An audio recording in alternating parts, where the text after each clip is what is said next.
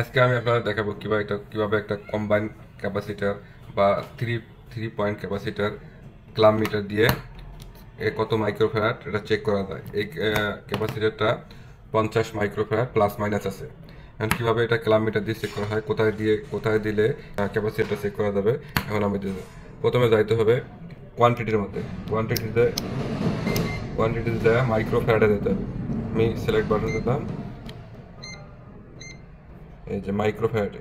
ওই মাইক্রোফ্যারাডে ধরলেই আমার ক্যাপাসিটারটা আমি কত মানের তা আমি পাবো। প্রথমে আমি এই যে কমন টার্মিনাল থেকে ধরলাম, তারপরে ফ্যানের মধ্যে আমার 5 মাইক্রোফ্যারাড ক্যাপাসিটারটা ঠিক আছে। আবার যদি আমি হার্মস টার্মে ধরি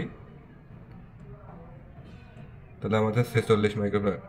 এইভাবে একটা ক্লাম মিটার দিয়ে ক্যাপাসিটারের মান চেক করা যায়। সবাইকে ধন্যবাদ।